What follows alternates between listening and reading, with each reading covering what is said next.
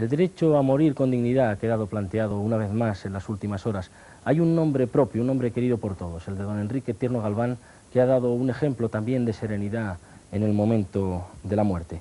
Lejos de acudir a hospitales norteamericanos, por ejemplo, confió en la medicina de nuestro país y cuando llegó su hora no quiso una prolongación artificial de su vida. No quiso morir entre tubos y alta tecnología. Este caso replantea de nuevo una pregunta que es una pregunta curiosa, no tiene por qué ser necesariamente morbosa, sobre si el alcalde de Madrid conocía o no conocía la gravedad de su enfermedad. Y más allá del caso Tierno, por supuesto, sobre si hay que decir o no a los pacientes qué enfermedad padecen y cuál es su expectativa de vida. Para responder a estas preguntas, dos invitados esta noche en Telediario Punto y Aparte. Por un lado, Donato Fuejo, especialista en pulmón y corazón, doctor que en estos momentos no ejerce porque es el vicepresidente del Consejo de Seguridad Nuclear, y fue diputado por Madrid, por el PSP y además amigo personal de Tierno. Después fue diputado por el PSOE. Buenas noches, señor Fuego. Buenas noches. En Barcelona tenemos al doctor Joaquim Condominas, digestólogo y cirujano del Hospital de Sant Pau en Barcelona. Buenas noches. Buenas noches. Vamos a plantearnos estas cuestiones. Hemos hablado alguna vez de que hay una diferencia entre la cultura anglosajona y la cultura latina sobre si conviene o no conviene decirles a los pacientes cuál es la gravedad de su enfermedad. ¿Usted, doctor Fuego, cree que se está produciendo en la sociedad española un cierto cambio de mentalidad con relación a esta cuestión? Sí, yo creo que es evidente que sí.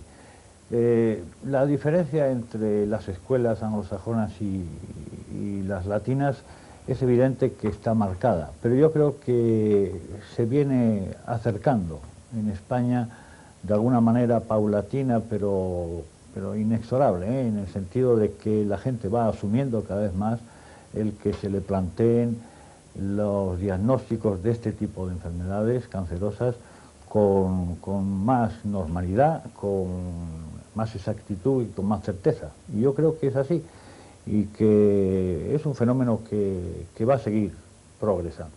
Doctor Condominas, desde su observatorio, ¿constata también este cambio al que se refería ahora el doctor Fuego? Bueno, yo no creo que haya ninguna duda. La gente cada vez quiere saber más lo que tiene y además con una libertad más quiere decidir su propia muerte. No solamente el momento de ella, que también tiene derecho a elegirlo, sino cómo quiere morir y arreglar sus cosas. Creo que es una libertad humana que está en primera fila. No puede consentirse por más tiempo que un padre decida si el hijo se ha de operar o no se ha de operar, o ha de tomar tal tratamiento o otro tratamiento a escondidas de él. Igual que al revés, un hijo no puede decidir si su padre va a hacer todo lo posible para que se cure o no. Esto es el propio enfermo, es una libertad humana básica, creo yo. Usted, doctor Condominas, por tanto, es partidario de advertir al paciente de cuál es la gravedad de su enfermedad, el alcance. Yo soy partidario totalmente, además parto de un punto que creo que es incuestionable, que es que el miedo a decir al enfermo su expectativa de vida es reintroducirle el miedo a la muerte que todos tenemos en más o menos grado.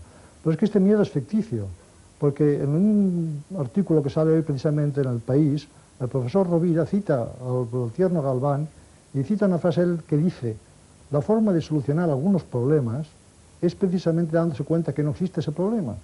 Es que ese problema realmente no existe, porque para el señor que es creyente, sea la religión que sea, tiene una otra vida en la cual tiene toda su esperanza.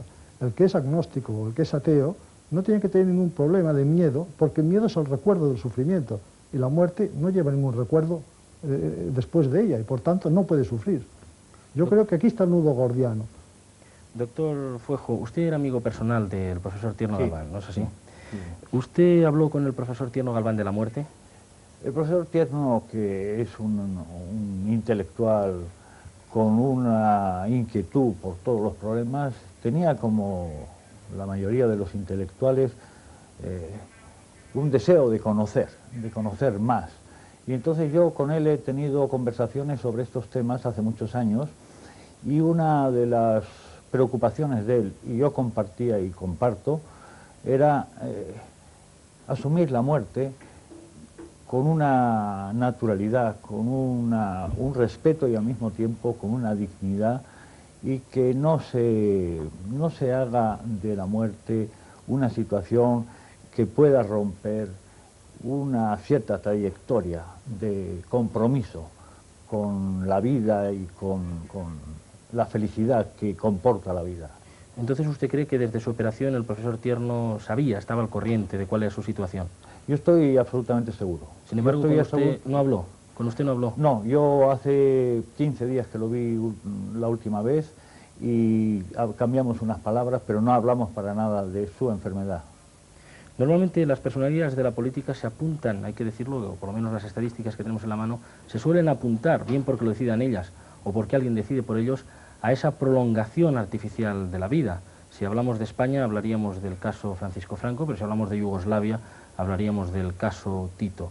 ¿Por qué creen ustedes, les parece, nos gustaría conocer la opinión de los dos, empecemos por el doctor Condomines, ¿por qué creen ustedes que son precisamente las personalidades de la política o de la economía las que tienen más tendencia, por lo general, a que se prolongue artificialmente su vida, aunque a veces le suponga un cierto martirio? Perdón, el doctor Condomines, sí. Bueno, yo particularmente tengo la impresión de que no es el enfermo en estos casos el que elige ciertamente si prolonga y entra en toda la parafernalia esta paramédica o médica de tubos, respiradores, bombas, etc. Yo creo que es todo un estatus político, un estatus de influencia que le interesa mantener a este sujeto con vida y es el que introducen al enfermo ya muy debilitado y a veces con poca capacidad de crítica, le meten en todo este tinglado, como podríamos decir, ¿no? Doctor Fuejo. Sí, yo estoy completamente convencido. Yo creo que en estos casos la decisión del enfermo y la situación en que se suele encontrar no les permite elegir a ellos. Se elige por ellos en el entorno político, en el entorno familiar, económico o del tipo de intereses que sean los que concurran en ese momento para hacer una decisión no del enfermo, sino del entorno del enfermo. Y en un Estoy caso, totalmente de acuerdo. En un caso como estos, doctor Condomines, también hay un margen de decisión de los médicos por un cierto prestigio o por una cierta voluntad de prolongar la vida, aunque a veces ya se sabe desde el primer momento que va a tener un resultado fatal. ¿Cree que también hay un margen de decisión en los médicos? Hay un margen de decisión que se ha respetado bastante, porque ya en la encíclica de Pío XII de la Humana Vitae ya respetaba mucho Pío XII el parecer de los médicos en qué momento debían desconectar las máquinas. Lo hay realmente, y el prurito de mantener más en vida a una persona quizá es un poco pecado de juventud. A medida que el médico va teniendo más experiencia y por tanto mucha más seguridad en sí mismo, en saber que aquella vida se acaba y a un plazo breve, cuando toma las decisiones que a un profano o a un principiante le parece que son drásticas, y que no lo son vulgar sentido común. Doctor Condomines, doctor Fuejo, les agradecemos mucho su participación en este programa en directo, uno en nuestros estudios en Madrid, otros en nuestros estudios en Barcelona, y les agradecemos esas notas clarificadoras en torno a algo que se estaba debatiendo, en todo caso, en la sociedad española. Queda la constatación de que se está produciendo este cambio de mentalidad y que esta es una cuestión importante, siempre en la línea de defender el derecho de los enfermos a morir con dignidad y, como decía el doctor Condomines hace un momento, a morir incluso en el momento que crea conveniente, aunque somos conscientes que esta es una cuestión más polémica que trataremos en un próximo telediario Punto y Aparte. Gracias otra vez, gracias a ustedes por su atención, muy buenas noches. Muchas gracias.